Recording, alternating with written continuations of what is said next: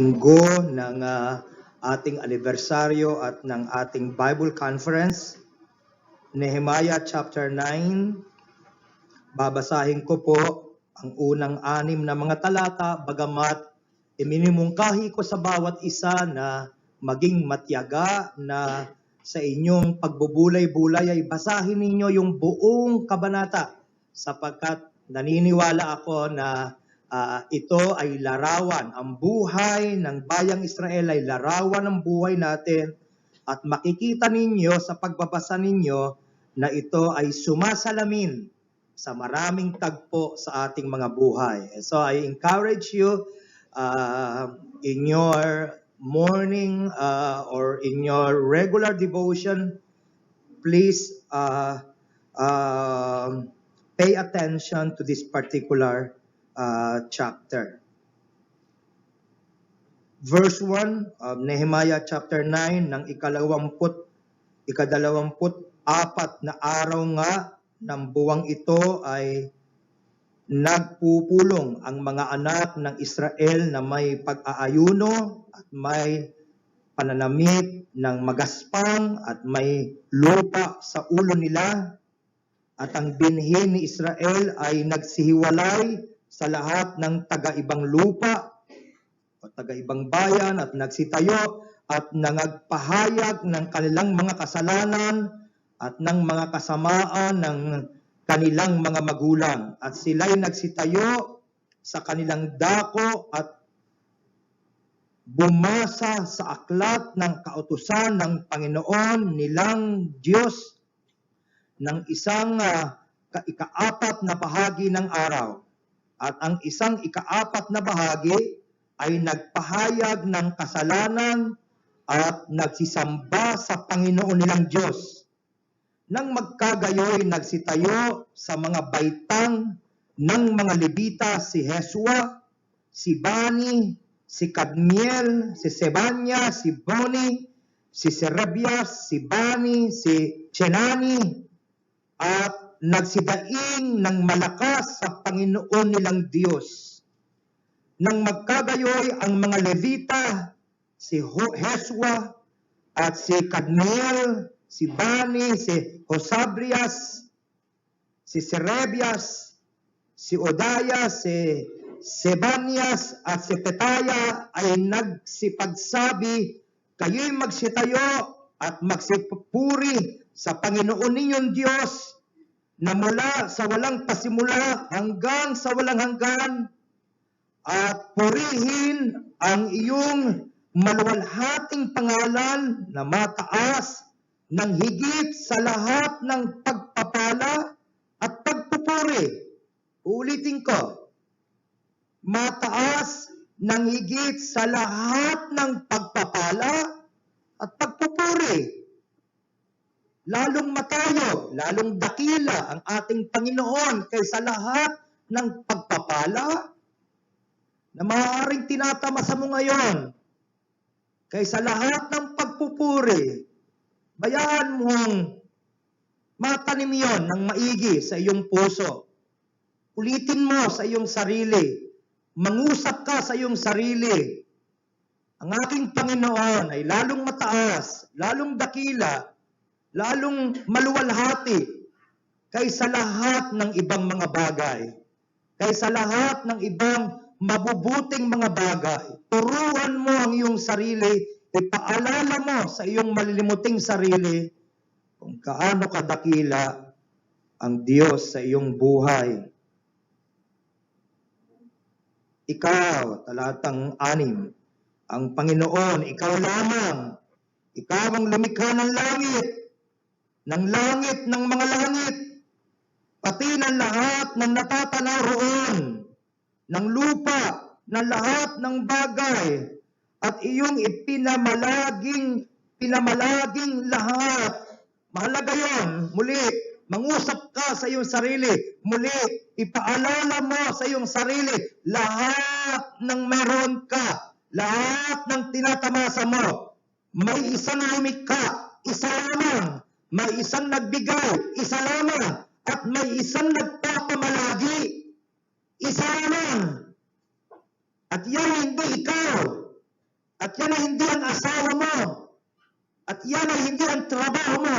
Napakalungkot kung mas natatakot kang mawala ang asawa mo kaysa sa ang ikay mawalay sa Diyos. Napakalungkot kung mas natatakot tayo na mawala ng hanap buhay kaysa tayo ay mawala sa Diyos. Mahalagang ipaalala sa ating mga sarili ang nagpapamalagi, ang lumikha at nagpapamalagi ng lahat ay ang Panginoon at ang Panginoon lamang. Ang mga hukbo ng langit ay sumasamba sa iyo. Ang lahat ng mga may unawa, walang suliranin doon sa kalangitan. Walang pag-aalinlangan doon sa kalangitan. Kung sino ang marapat sa pagsamba, malinaw sa isip ng lahat ng maniwala sa kaluwalhatian, isa lamang ang Panginoon. Siya lamang ang marapat sa pinakamataas na pagsamba. Bago po ako magpatuloy, nais kong ibahagi sa inyo sapagkat pumaapaw sa aking puso ang pagpapasalamat, yung aking ibinahagi na sa social media, but I would want everyone to hear. Sapagkat may mga bahagi ng buhay natin kung saan ang Diyos ay mas espesipikong nangungusap sa atin, mas partikular na nangungusap sa atin. And He did that during my quarterly check-up. Maybe some of you could relate, but many of you may not be able to relate kung ano ang dinadaanan ng isang kidney transplant. Walang tiyak sa isang kidney transplant. Malinaw sa isang transplant at malinaw sa mga doktor niya, malinaw sa lahat ng mayroong kaalaman sa karamdamang ito na walang katiyakan. Hindi mo pwedeng sasabihin na bukas ay kasing lusog ka pa ng kalagayan mo ngayon. Dalawang kaganapan ang nagpaalala sa akin kung gaano kadakila ang Panginoon at ang Panginoon lamang at kung gaano napakadali para sa akin ang makalimot sa kanyang di mabibilang na mga kabutihan sa aking buhay. Kagaya po ng maaaring nabasa na ng karamihan during my quarterly check-up, you know, you will go through the almost the general test. Everything na kailangan para matiyak na maayos ang iyong patay, na matiyak na maayos ang iyong, hindi lamang ang iyong bato, kundi ang lahat-lahat sapagkat iyong mga gamot na iniinom ko, bagamat nag-iingat sa aking bato, ay maaari naman sumira sa ibang bahagi ng aking katawan. Habang naghihintay kami ni Ma'am Tess sa turn namin, it's a whole day affair. You see, we went there at 4 a.m. and we went home halos gabi na. So sa paghihintay pa lamang, marami ka nang maoobserbahan. Habang nakaupo kami, naghihintay kami, ay merong nauna sa akin. Before that, napapansin ko na siya sobrang masayahing tao. He would call people, he would check on people. Kamusta na, pare? Kamusta na? This and that. Masasabi kong siya ay isang extrovert. Masayahing tao. Pero dumating na tinawag ang kanyang pangalan. Pinakita niya yung mga resulta ng kanyang mga test doon sa kanyang doktor because there were at least 5 nephrologists na siyang nagteten sa lahat ng mga pasyenteng kagaya ko. Dinidiscuss ng doktor sa kanya at ang doktor ay tila baga na bahala. In fact, pagkabasa niya ng lahat ng mga test, she had to go outside and call another senior doctor para ibahagi itong kaganapan sa pasyenteng ito.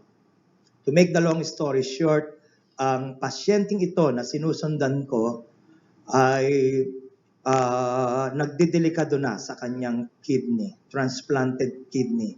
Ang sabi ng doktor, 50% na lamang ng iyong bato ang gumagana. Mula sa isang pagiging masayahin at maingay at palakwento, nakita ko yung biglang-bilang pagbabago sa kanyang mukha. Habang sinasabi ng doktor kung ano ang mga possibilities, iisa na lang. Imagine niyo yung pagsasabi sa iyo nung salitang iisa na lamang yung option na meron ka. At yung iisang option na meron ka ay walang katiyakan. Even the doctors cannot guarantee that that would address his problem. 50% na lamang ng bato mo ang gumagana, napakataas ng kanyang creatinine level, at may iisa ka na lamang na pwedeng dadaanan that would cost you a lot. 50,000 pesos per vial. At hindi natin alam kung ilang vials ang kailangan para sa iyo. Magdadialysis ka uli at idadaan sa dialysis mo yung proseso, so on and so forth. I did not hear everything, but I heard enough para masabi ko hindi maganda ang kanyang kalagayan. Lumabas siyang malungkot, lumabas siyang alam mong disoriented, lumabas siyang alam mo na hindi niya na alam kung ano ang susunod niyang gagawin. After you have spent so much, darating ka sa punto na sasabihin sa iyo, this is the end for you. This is the end for you. Para sa mga transplant, lalo na ang nasa social service, minsan ka lang bibigyan ng pagkakataon ng ospital para magdaan doon. Pagkatapos noon, you will have to go private. And we all know na ang private ay para lang sa mga milyonaryo. Dumating yung panahon, yung oras na ako ay tinawag na ng doktor ko. Sa kurso ng aming pagkukwentuhan, I'm so glad to be able to be given by God doctors who are warm sa kanilang pakikipag-usap. Masayahin itong doktor na ito.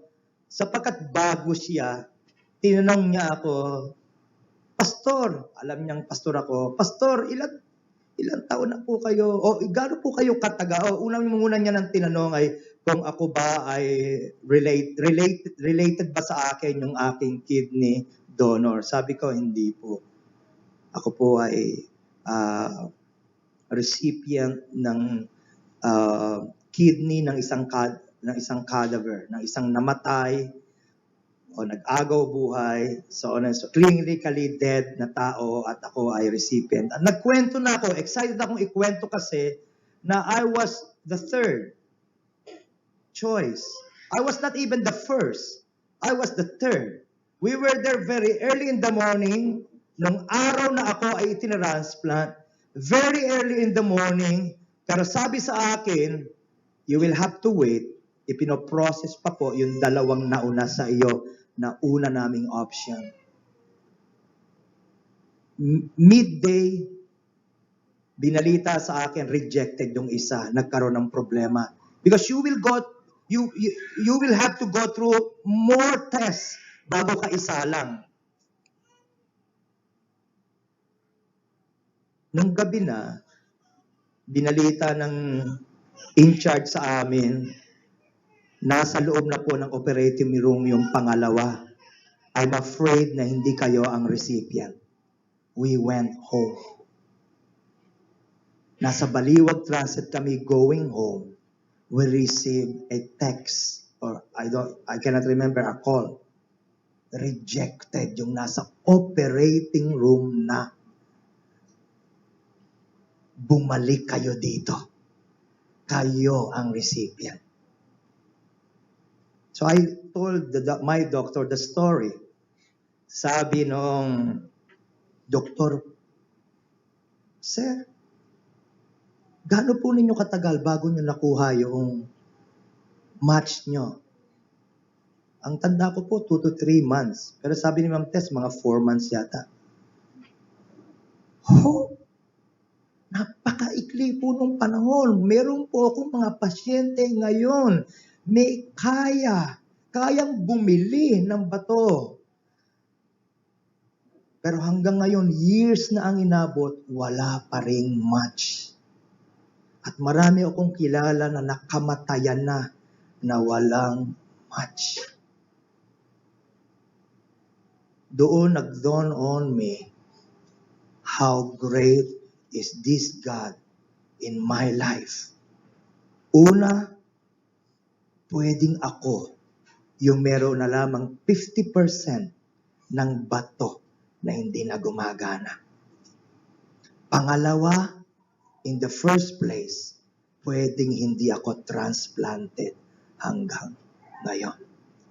God had been and still is gracious to me. Bakit ko kailangang sasabihin yon?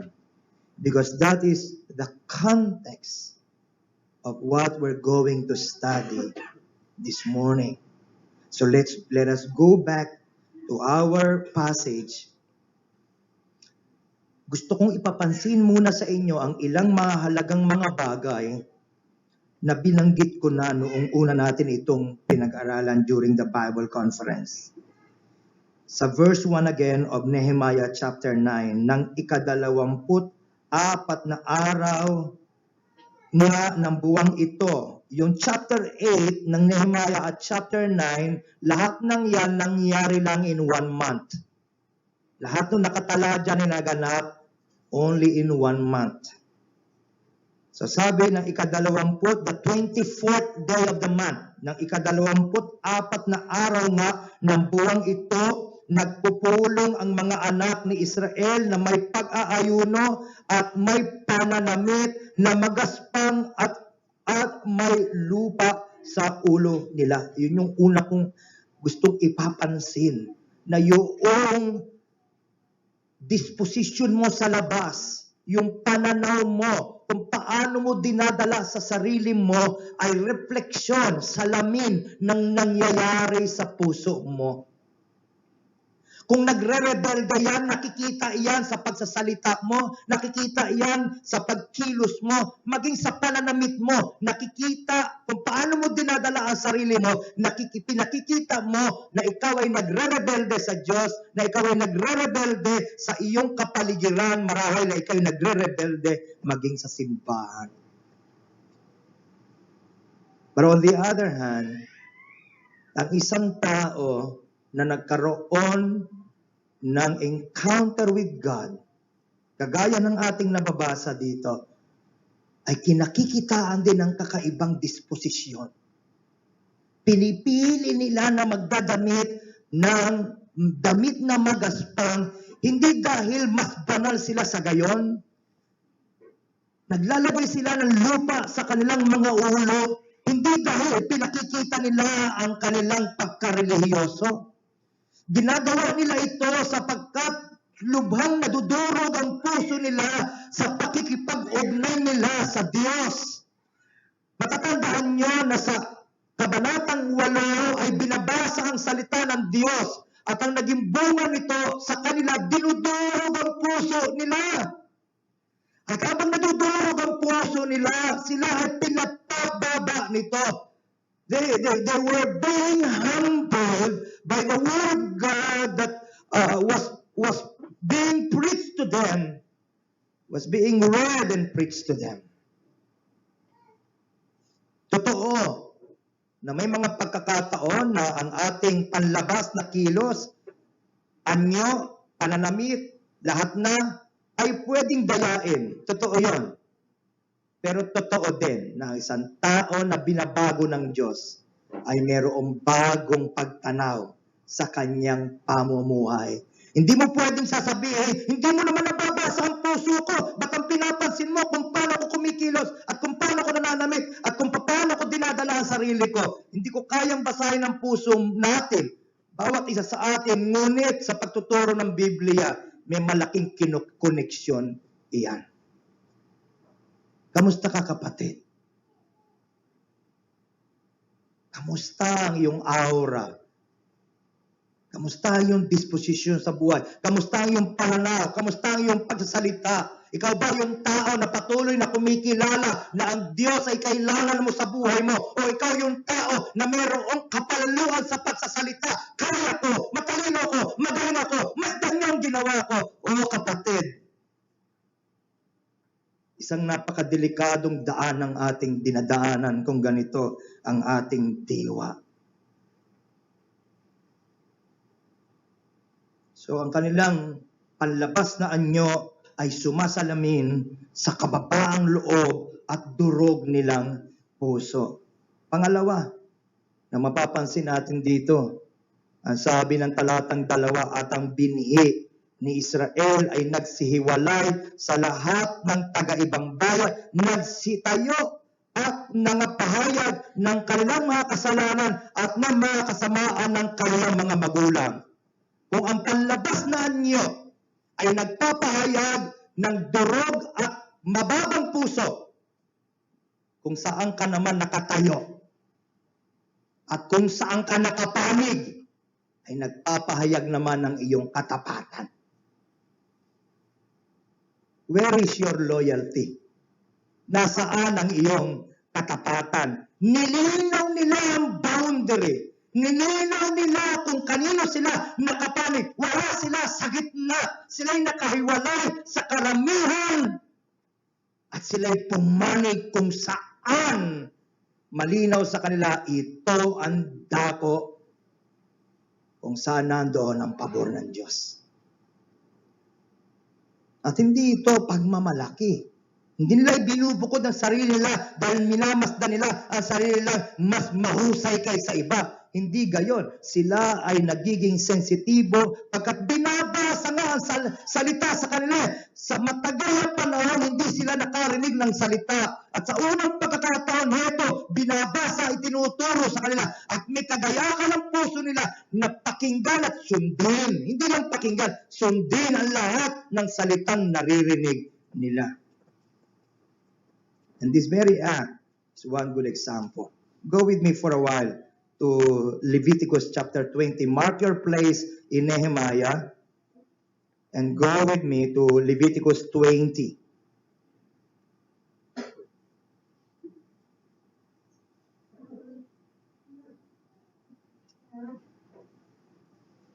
And the verse is 23.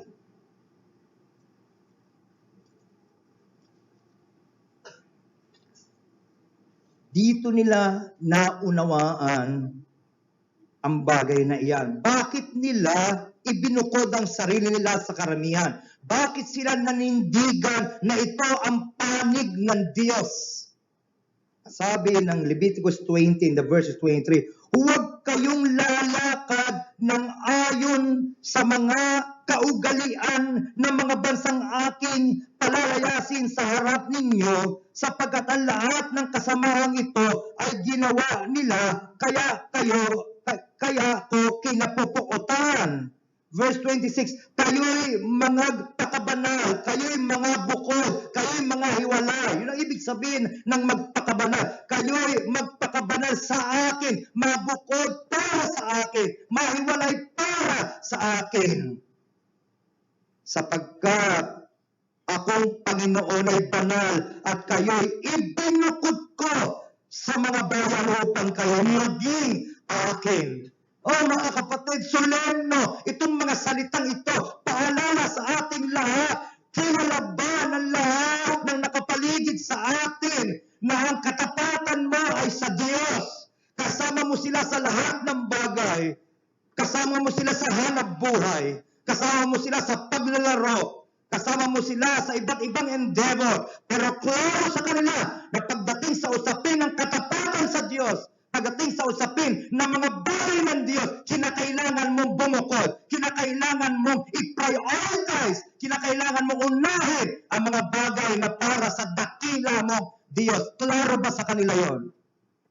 Sapagkat naging klaro yan sa bayang Israel when they met God. Nasasabi ng mga tao sa paligid nila, iba sila. Natatangi sila. Mga kabataan, Kamusta kayo? Nakikilala ba ng mga kamag-aral nyo? Nakikilala ba ng mga katrabaho ninyo na iba kayo? Na may ginawa ang Diyos sa buhay nyo? Na ang panlasa nyo ay iba sa panlasa nila, na ang pananamit nyo ay iba sa pananamit nila, maging sa pagpili ng buhok, maging sa pagpili ng mga taong kasama, maging pagpili ng mga lugar na pinupunta, sa lahat ng aspeto, sa lahat ng bagay, pinipili nyo na maging tapat sa sinasabi ng kanyang mga salita. Iba kayo. Kung ikaw ay nakakilala sa Panginoon, ibinukod ka na. Tumayo ka sa kung saan ang alam mong panig ng Diyos. So yun yung unang tatlong obserbasyon na gusto kong mapansin. Now let's go back to Nehemiah chapter 9. Muli, balikan natin yung konteksto. Sabi natin, yung chapters 8 and 9, nangyari lang sa isang buwan. Ano po ang simula nito? So bumalik tayo sa chapter 8. Paano nagsimula? Itong Nehemiah chapter 9 na isang mahabang panalangin to eh. Mahabang panalangin na bunga ng mga naunang pangyayari. Ano yung unang mga pangyayari na nauwi sa ganitong karugdog na panalangin? Ganito po ang unang mga kaganapan. Chapter 8, verse 1. At ang buong bayan ay napipisan na parang isang lalaki sa luwal ng dako na nasa harap ng pintuang bayan ng tubig. Sila'y nagsalita kay Ezra na kalihim na dalhin ang aklat ng kautusan ni Moses at na iniutos ng Panginoon sa Israel. Dinala ni Ezra sa saserdote ang aklat ng kautusan sa harap ng kapisanan ng mga lalaki at mga babae at lahat ng nakadidinig na may kaalaman ng unang araw ng ikapitong buwan. Malinaw sa atin. Ikapitong buwan yung ating pinag-uusapan. Ito yung first day of the 7th month. May hinihiling ang bayang Israel. Ezra, ilabas mo ang aklat. Basahin mo sa amin. Oh, mga kapatid, kung mangyayari yan dito, baka ako'y mapatalon at magsabi akong, yeah! Because I've been longing for an SGBC who does not gather because they have to gather together. Yung Sovereign Grace Baptist Church na hindi nagsasama-sama dahil kailangang magsama-sama. Na hindi sumasamba dahil kailangang sumamba. Miyembro kasi ako eh. Anong magagawa ko? Inaasahan na ang mga miyembro nasa simbahan pagkalinggo. Anak kasi ako ng miyembro. So inaasahan na nandito ako. Ang aking uhaw bilang pastor ay yung masabi natin, tayo bilang individual, gusto kong pumunta kung saan ipinapahayag ang kanyang mga salita. Nanay, tatay, hindi nyo kailangang sabihin sa akin na pumunta tayo sa dako ng pagsamba.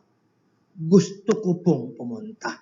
Gusto ko pong makarinig mula sa Diyos.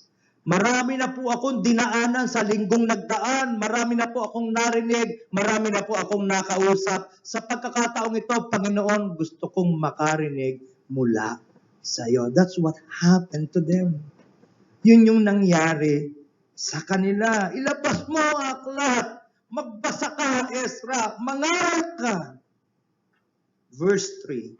At binasa niya roon sa harap ng luwal na dako na nasa harap ng pintuang bayan ng tubig mula sa madaling araw hanggang sa katanghaliang tapat sa harapan ng mga lalaki at ng mga babae at ng nakakaalam at ang mga pakinig ng buong bayan ay nakikinig sa aklat ng kautusan. Have you noticed that? Lahat ay nakikinig. Bakit sabi ng iba, bakit wala namang nangyari sa akin pagkatapos ng gawain? Dahil hindi ka nakinig. Dahil wala kang expectation from the Lord. Because you have not been praying that the Lord would meet with you. Nothing will happen to you. Walang mangyayari sa iyo kung hindi ka nananalangin sa puso mo. Panginoon, mangusap ka sa akin. Marami sa atin gusto guro. Marami sa atin gusto tagapagsalita. Iilan lang sa atin ang may gustong makinig, maturuan, at mabago dahil doon. Oh my. It is very, very sad. Kung tayo ng mga namumuno, kung tayo ng mga nangunguna, ang siyang tagtuyot sa puso natin sa usapin ng pagsamba at sa usapin ng kanyang mga salita. Kung tayong mga magulang na pumipilit sa ating mga anak, na kumukurot sa ating mga anak, gumaya ka na, pagsamba na, tayo mismo sa puso natin, alam mo na kung meron ka lang choice, hindi ka pupunta sa pagsamba. It's about time, brethren, for us to desire for God to work within us. Even this morning, this is a wonderful time for us to be met by this God. Lahat nananabik, lahat nakikinig. Gaya na maunawaan kung ano ang sasabihin ng ating Panginoon.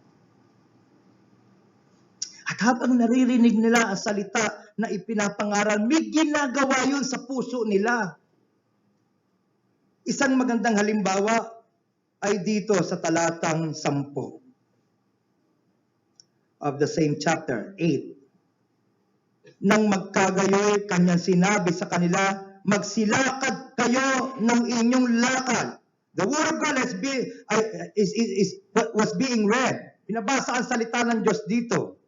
Na magkagayoy, kanyang sinabi sa kanila, magsilakad kayo sa inyong lakad, magsikain kayo ng taba, magsiinom kayo ng matamis, mga dala kayo ng mga bahagi roon sa walang naihanda, sapagkat ang araw na ito ay banal sa ating Panginoon. Huwag din kayong mamanglaw, sapagkat ang kagalakan ng Panginoon ay inyong kalakasan. Why? Sabi ng verse 9, at si Nehemias na siyang tagapamahala, at si Ezra, saserdote na kalihim, at ang mga Levita ay nasipagturo sa bayan, nasipagsabi sa buong bayan, ang araw na ito'y banal sa Panginoon ninyong Diyos. Huwag kayong magsipanaghoy, magsiyak man, sapagkat ang buong bayan umiiyak nang kanilang marinig ang mga salita ng kautusan. Sobrang kumbiksyon na dinala ng pangangaral ng salita na lahat ng nakaunawa ay umiiyak, hindi lamang umiiyak, nananaghoy.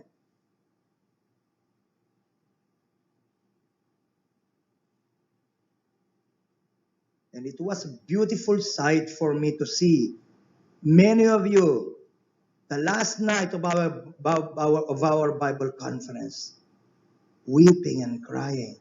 Nakikita ko ang marami sa inyo nung huling gabi na umiiyak. Maybe the Lord worked in your heart. And that's a good thing. Mabuting bagay yon. But then I would want to address everyone. Hindi sapat na ang katabi mo ay kinilos ng Diyos. Hindi sapat na ang kapwa mo kabataan ay kinilos ng Diyos. Hangarin mo. Huwag kang makontento na makipagkwentuhan lang sa katabi mo sa buong panahon ng pagsamba at sa tuwing sasamba dahil binibigay ang araw mo, binibigay ang oras mo. I was telling Pastor Ron, that the Lord worked so deeply in my heart na talagang naintindihan ko kung paano binibilang ang araw ko. Pero sabi ko sa kanya, alam mo, Pastor Ron, hindi naman ako lang eh. Lahat tayo ay mayroong napakaikling panahon dito sa lupa. Hindi ko mo bata ka, huli kang mamamatay. Oh, you have no time, mga kapatid. Para sa maraming mga bagay, binibigyan ka ng maliit lang na panahon at gugugulin mo yon sa mga bagay na sa pangwalang hanggan ay walang kwenta. I challenge you, young people. My concern is to you first. And of course, to you, older ones. Papaano mo ginugugol ang iyong oras? Papaano mo ginugugol ang iyong panahon? Masaya ka na? Na nakita-kita kayong magkakaibigan, masaya ka na? Na nabili mo ang gusto mo, masaya ka na? Na napuntahan mo ang pangarap mong puntahan, doon na umiikot ang buhay mo? Hindi mo iniisip, isang araw haharap ka sa Diyos. Oh, when we go to Nehemiah chapter 9, makikita mo, it is no longer about Israel. They began to realize, ang buhay hindi tungkol sa amin. Ang buhay tungkol sa iyo. Umiiral kami para sa iyo. And upon realizing that, nadurog yung puso nila, na naghuy sila sa Diyos, umiyak sila sa Diyos. At sa panahong yon, they were encouraged by Nehemiah. Sabi niya, the mere fact that the Lord is working in your hearts right now, na dinudurog kayo ng salita, hindi yan malungkot na bagay. Yan ay masayang bagay. Magdiwang kayo sapagkat kinikilos kayo ng Diyos. The joy of the Lord is your strength. Rejoice! Because God is meeting with you. Ang ikalungkot mo, kung ikaw ay walang pakiramdam, mula kanina hanggang pag-uwi mo, yun ang ikalungkot mo. Kung sa usapin ng kalusugan at kinukurot ka na wala ka pang pakiramdam, may diferensya ka sa iyong kalusugan. Sa usapin spiritual ay gayon din.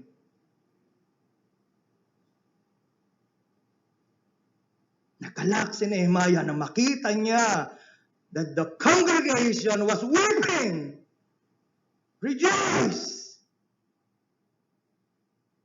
Rejoice. Verse 13. At nang ikalawang araw, ay nagpipisan ang mga pangulo. So we began on the first day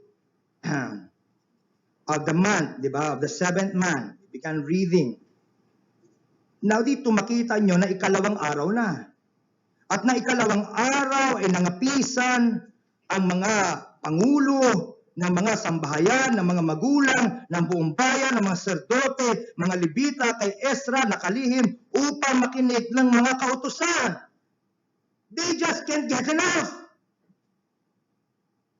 Mula madaling araw hanggang tanghali, nakikinig sila sa salita.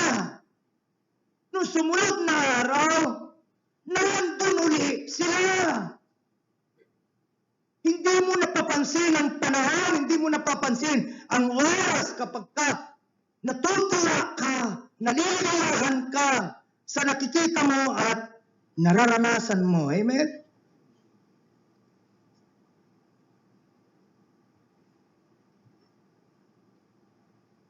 Time flies when you're having fun, di ba? The joy of the Lord is your strength. Nakakaramdam ka. That's why last Wednesday, during our Bible conference, parang ayaw ko talagang tumigil mangaral eh. And to my surprise, well, not really surprise, but medyo rin, pagbaba ko, sabi nila, nakakabitin po. Meaning to say, may ginagawa ang Diyos sa akin, may ginagawa din ang Diyos sa maraming nandito nung gabi na yon. At dalangin ko sa Diyos na huwag huminto yun. Dahil ligtas, dahil malusog, dahil mabuti para sa atin ang huwag huminto yun. lumilipad ang panahon when God meets with His people. Hindi mo namamalayan. More. I want more. I want more.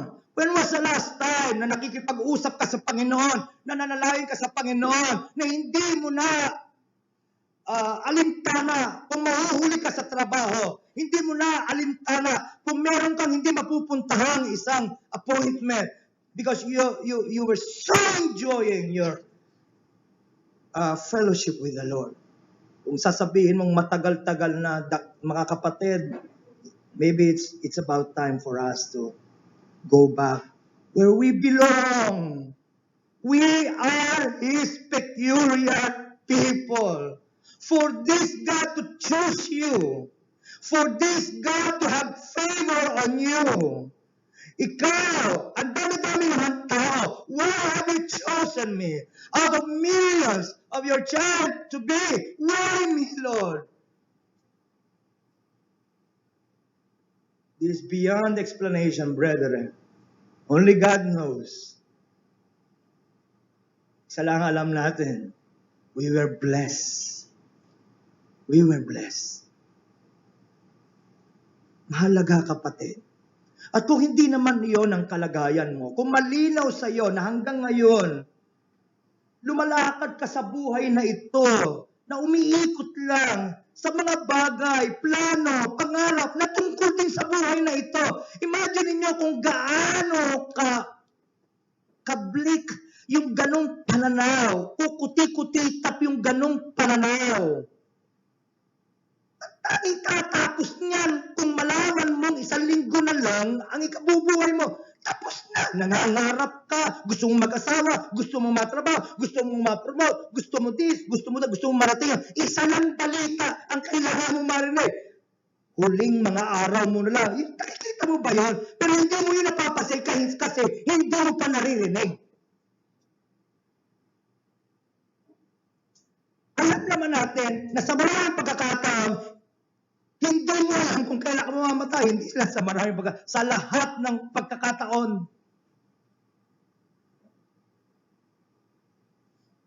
Mag-ina, pinantay sa barangka, Sister Susan. 15 years old. Dalagita. Hindi niya naman pinapangarap na mamamatay siya ng gabi na yun. Kahit naman yung nanay, that's the problem. Isinisiso tayo. Ipinag-ihili tayo ng araw-araw na paglipas ng panahon. Wala kang pakialam sa Diyos. Wala kang pakialam sa walang hanggan. Pwedeng hindi ikaw. Pwede nga malusaw na lang bigla. Ay ang mga pinaglalakan mo ng tiwala. At ikaw pupulitin sa kanya. Sobrang taas mo na, sobrang yabang mo na, hindi ko kailangan ang lahat. At ikaw ay babagsak ng Diyos. Saan tayo pupulutin? Sobrang nipis, mga kapatid. Sabi ko nga, kung wala akong trabaho, kung hindi ako pastor, at ako ay siraang bato, saan ako pupulutin? Pero hindi natin madalas iniisip yun. Meron kang mga artipisyal na pinagsasandalan mo. Pero yung mga artipisyal na pinagsasandalan natin ay sobrang rupok. Alam mo yan, alam ko yun. Isang pagbabago lang, tapos ang lahat. So, Israel, that's why Israel had to be reminded. Verse 13 of chapter 8.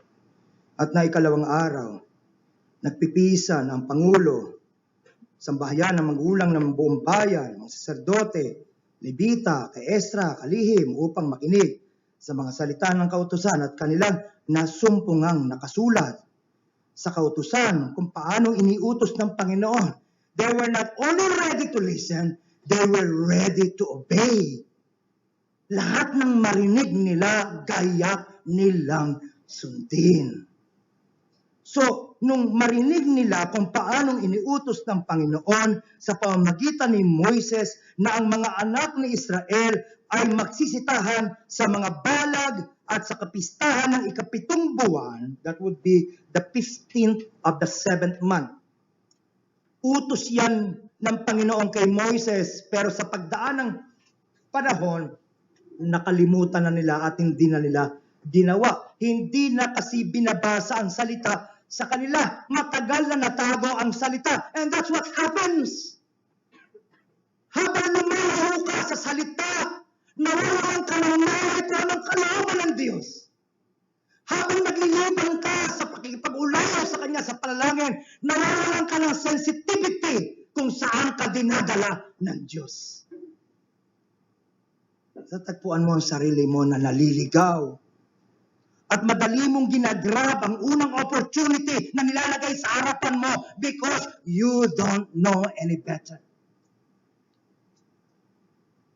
Pero binalik sila ng Diyos sa tama nilang dadaanan, sa dapat nilang lalakbayan. At nung malaman nila, to make the long story short, nung malaman nila na iniutos pala ng Diyos na kanilang ipagdiwang itong pistang ito, the Feast of the Booths or the Feast of the Tabernacles, uulitin ko ang context ng pistang ito, ng pagdiriwang na ito. Ito yung itinilaga ng Diyos para ipaalala sa kanila kung saan sila galing. Galing kayo sa pagkaalipin. 40 taon kayong naglalakbay sa ilang. Wala kayong kakainin. Wala kayong iinumin. Isang malaking kawalan ang nilakbayan nyo. At sa buong panahon na yun, mula sa pag-aapi, mula sa miserableng kalagayan, hanggang sa buong panahon ng inyong paglalakbay, isa lang ang tapat na naging kasama nyo, ang Diyos. Sabi ng Panginoon, in order for you to remember that, you are to celebrate every 15th of the 7th month, the Feast of the Tabernacles. At para mas maramdaman nyo na ang inyong pagkatipindyente ay lubos sa Diyos, kukuha kayo ng mga dahon ng mga sanga, bubuo kayo ng mga bahay-bahayan, doon kayo titira. Iiwanan nyo ang inyong malalaking mga bahay. Iiwanan nyo ang inyong komportabling tinitirhan. Titira kayo kung saan kayo galing. For you to remember, lahat ng bagay galing sa akin. Oh, mga kapatid, I want to challenge you. Sa pamamagitan ng iyong pag-alaala, balikan mo kung saan ka galing. Madaling-madali nitong dudurugin kung mayroong sakaling kapalaluang nabubuo sa puso natin. Saan ka galing? Kung hindi dahil sa awa ng Diyos, makararating ka ba sa kinaroroonan mo ngayon? That's a purpose. See? At ito yung context. Sineselebrate nila yung Feast of the Tabernacles, kaya tayo nakarating sa Nehemiah chapter 9. Sabi ko nga, 15th of the month, yung Feast of the Tabernacles. So ito ay bunga noong pagbabalik tanaw nila sa lahat ng mga dinaanan nila. Again, saan pa ako galing? Ikaw, saan ka galing? Sabi ko nga kay Ma'am Tess, huwag nating kalimutan. Nung nagsimula tayo, ni papagwala tayo. Nung una kami nagsama ni Ma'am Tess, ni electric fan wala kami. We were already in the ministry, we had nothing. Ni sariling kuryente wala kami, ni tubig wala kami. Nag-iigib kami sa kapitbahay, nagbagaod, nag-iipon sa isang malaking lalagyan. Nagsisindi ng kandila pagdating ng gabi sapagkat brown out sa bahay namin. May ilaw sa buong paligid, brown out sa bahay namin. That's how we started. And for us to forget that is neither right nor safe. Mali na makalimutan. Ikaw kapatid, tayo po, saan tayo nanggaling? O kung mas lalaliman pa, spiritually, saan ka galing? Naalala mo, no ikay nabubuhay sa kasalanan?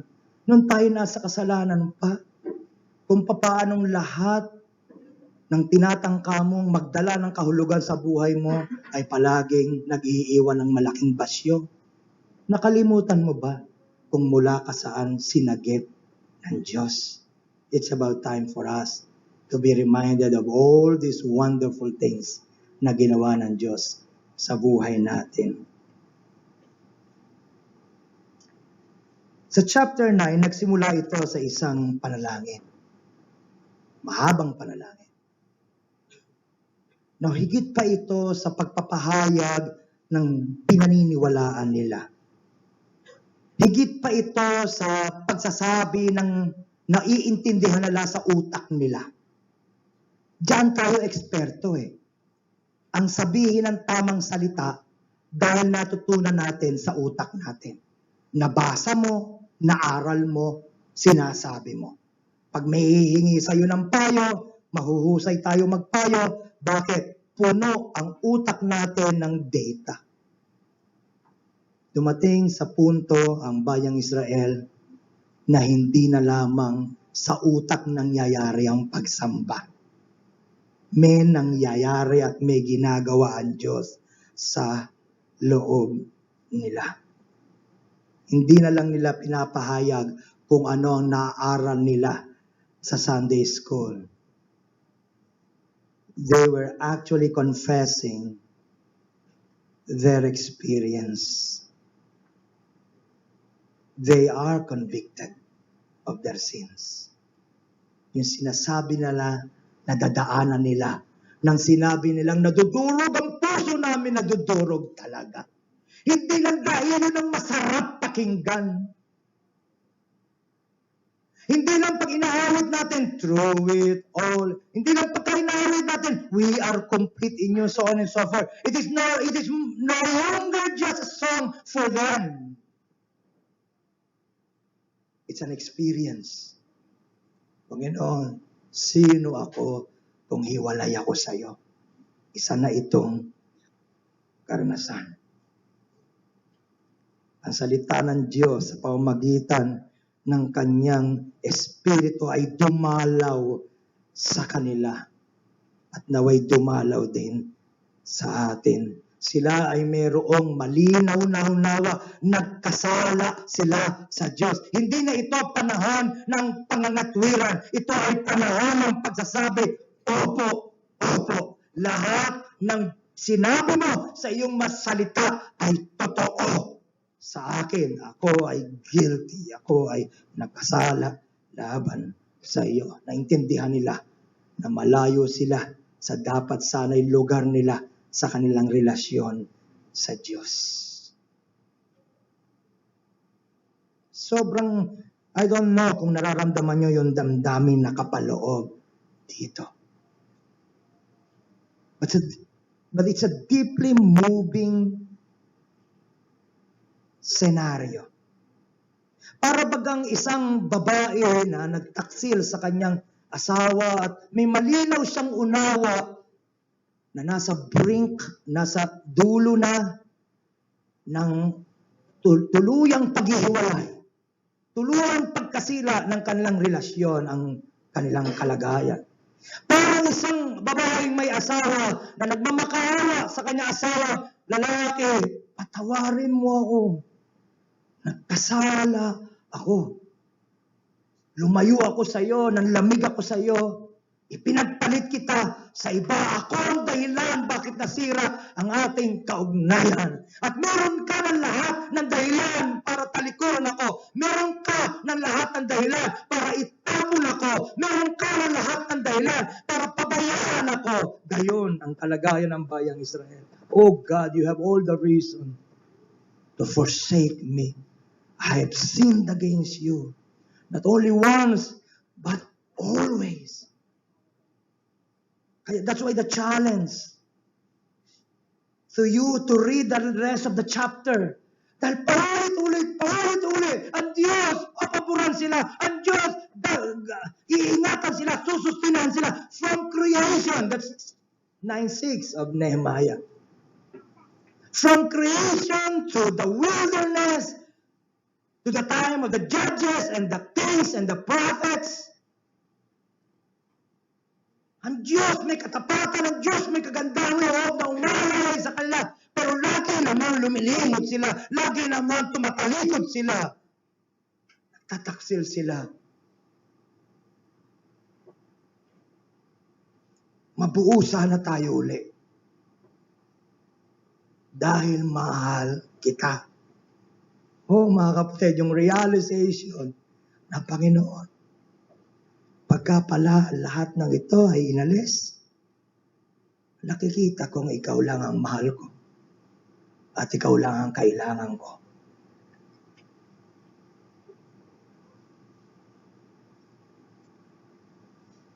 They came to that point. Dumating sila sa ganong punto. I will try my best. Gagawin ko ang lahat. Lahat ng gusto mo, lahat ng sabihin mo. In order for this relationship to work. Oh, brethren. Kailan ka nakipagtagpo sa Diyos na may gayong diwa? Kailan ka nakipag-usap sa Diyos ng may gayong damdamin? Yung salita ng Diyos na narinig nila ay dumurog sa puso nila, dumurog sa diwa nila, dumurog sa kapalaluan nila, dumurog sa self-confidence nila. Dinurog ang lahat sa kanila. This time, umaharap sila sa Diyos, hindi lang para gumanap ng isang ritual. This time, umaharap sila sa Diyos dahil dama nila, kailangan ka namin, O Diyos. Hindi ka na pumupunta sa SGBC dahil miyembro ka ng SGBC. Pumupunta ka ng SGBC because you want God to deal with you. You want God to meet with you. You want to know what God has to say to you. You want to hear from Him. Gusto mong makarinig mula sa Kanya. Amen?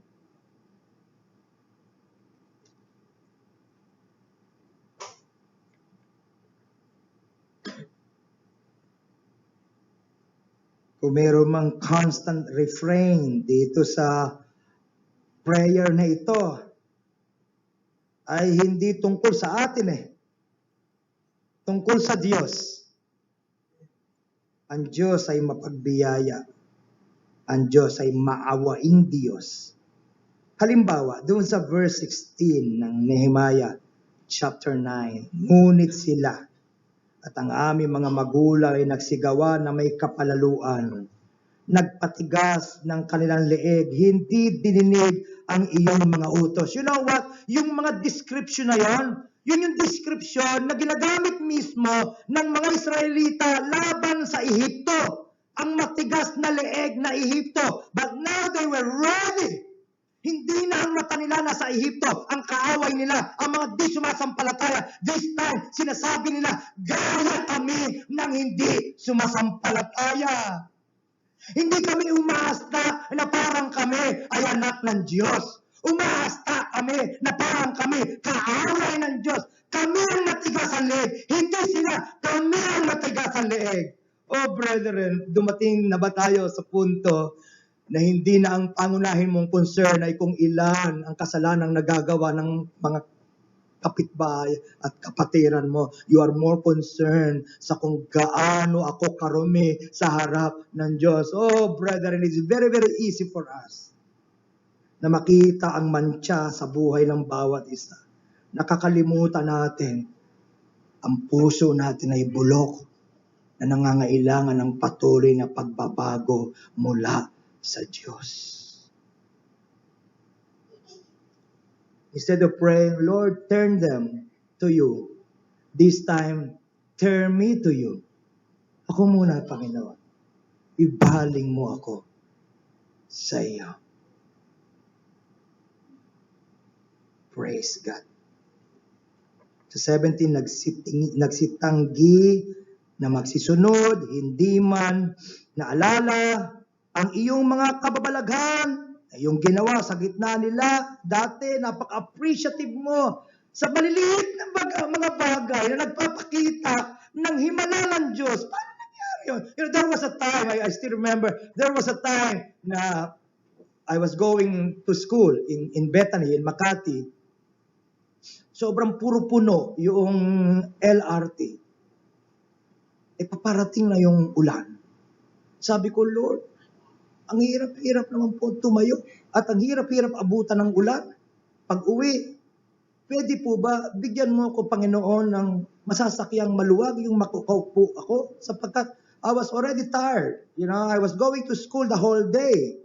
And pagdating na, ginagabi na ako pag-uwi. In fact, lagi akong sumusuka. Pagdating sapagkat sumobra akong pagod. Nakita ni Ma'am Tess yan. In fact, isa yun sa tinetrace namin na dahilan bakit siguro humina ang aking katawan. Sobrang in-overwork ko yung aking sarili at that time. Nag-aaral, nag-visitation, nag-Bible study, so on and so forth. Lord, bigyan po ninyo ako ng maayos sa train.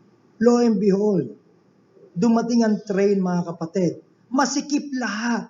Maliban doon sa partikular na bagon na huminto sa akin, nagbukas ang pito, wala halos tao.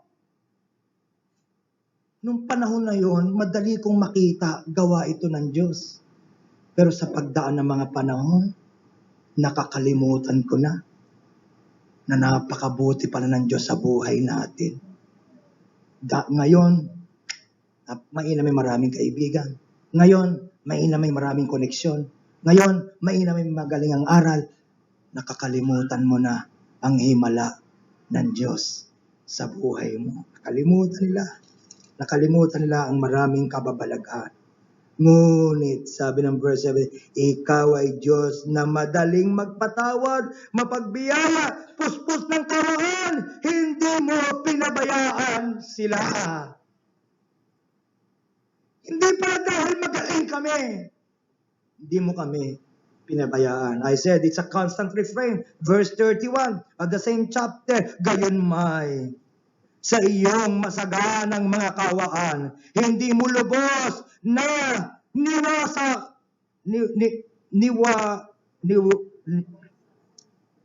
niwakasan sila, pinabayaan man sila. Bakit? Sapagkat ikaw, hindi ba magaling sila?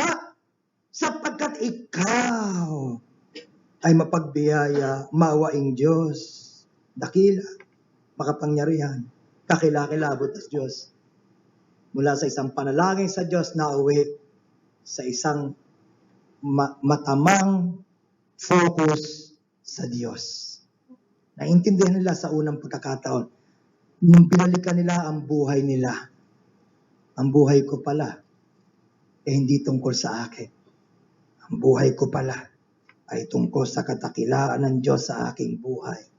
Kung gaano siya naging mapagbiyaya, kung gaano siya naging maawain, kung gaano siya naging tapat, na siya ang pinagmula ng lahat-lahat sa akin, pagkat siya ang aking manlilikha. Dinala mo kami, Panginoon, sa puntong ito. Ikaw ang sumama sa amin each step of the way. It's a recognition also of the intensity of their failures. Lord, halos hindi sila makapaniwala, Lord, sa dinami-dami ng aming pagtataksil sa iyo, sa dinami-dami ng aming paglimot sa iyo, papaano mo nagagawang kaawaan kami, patawarin kami. It's almost like we cannot believe kung gaano kakabuti sa amin. Mga kapatid, mabuti ang Diyos sa atin dahil kinakausap niya tayo ngayon. Tinatawag ng Diyos ang pansin mo. Nawa, di nakagaya ng dati na ipagkikibit-balikat mo lang ito't magtutuloy ka sa nakagawian mong buhay. Because ito ang kanilang daing, mga kapatid. Sa verse 33, gayon may banal ka sa verse 36, narito, kami ay mga alipin sa araw na ito. Na-trace nila, Lord, kung bakit kami nandito, it's because of everything that we have done against you and your word. Binigyan mo kami ng lupang pangako. Nung nagkaroon na kami ng sarili naming bunga, sariling lupa, at lahat-lahat, kinalimutan ka namin. Now, yung lupang pangako, ni hindi namin matawag na sa amin. Kami alipin sa sarili naming lupa. Amen? And you know what? That's where the grace of God shines even brighter. It was Samuel Rutherford who said that. You know, na ang biyaya ng Diyos ay mas maliwanag sa panahon ng taglamig, during winter. Pagka wala ng sariwang dahon, pagka nalaglag na lahat ng tuyong dahon, pagka wala ka ng maasahan at ubus na ang lahat, that's the time na alam mo sa puso mo, Panginoon, kung meron man akong tatanggapin ngayon, at kung malalagpasan ko man ito ngayon, yan ay dahil mapagbiyaya kang Diyos. And that's precisely what God had in mind. That's precisely God's intention. Verse 29, sumaksi ka laban sa kanila upang magabalik mo sila sa iyong kautusan. Saan ka dinadala ng Diyos? Back to His Word. Ang kabiguan ay paraan ng Diyos. Ang karamdaman ay paraan ng Diyos para ibalik Kanya sa Kanya. You know what? Kahit ako, every 3 months, di ba? Quarterly. Pagka first month, kagaya niyan, tapos na ang check-up. Sabi ko kay Ma'am Tess, kumain nga tayo ng baka. Kasasabi pa lang ng doktor, pastor, ang unang-unang huwag niyong kakainin, baka. Sapagkat prone kayo because of the medicines you are taking to a heart attack. Hindi lang pala ang dapat kong katakutan ay pagkasira ng bato, kundi kahit anumang panahon, I could suffer a heart attack. Ang daling makalimutan. Pangalawang buwan, sige. Gabi, before the check-up, diet. Noon mo lang naalala. The midnight hour, noon mo lang naalala, kailangan mo ang Diyos. Mga kapatid, hindi laging gayon. Hindi laging gayon. Habang binibigyan tayo ng Diyos ng pagkakataon, ibaling mo ang iyong mukha sa Kanya. Dahil sa marami, you know what? Hindi na sila na-restore sa dati nilang maluwalhating kalagayan. Even the temple, they were crying. Sapagkat na itinayo nila ang pangalawang templo, hindi na kasing kaluwalhati nung unang templo. Hindi mo na pwedeng ibalik ang nasira. Hindi mo na pwedeng ibalik sa dati ang lahat ng nawasa. But there is always a new beginning. Palaging merong bagong simula. Verse 37, at ang lupain ay nagbubunga ng marami. Verse 38, at gayon may dahil sa lahat ng ito, tapat na nakikipagtipan kami, isinusulat namin, tinatakda ng aming mga prinsipe at ng aming libita at ng mga saserdote. They were willing to enter into a new covenant with this God. Panginoon, thank you for this fresh opportunity. A new start. This time, dear God, we would want to submit to your word. Kapatid, maaaring yan ang kalagayan mo ngayon. Maaaring tinatawag ka ng Diyos pabalik sa isang mas sariwa, mas buhay, mas personal na pakikipag-ulayaw sa Kanya. Sa mga nanditong hindi pa nakakakilala sa Diyos, nauubos ang panahong itinalaga sa iyo. ngayon ang panahong ukol, ngayon ang araw ng kaligtasan. Lumapit ka sa Diyos, makaawa ka sa Diyos. Tanggalin na ang lahat sa iyo. Kung alam mo na ang Diyos ng langit na lumalang ng lahat ng bagay ay tagapagligtas mo at ama mo, well then there is nothing to be worried about. You have the favor of the most powerful God in the whole universe. After all, wala namang iba. That's my challenge to all.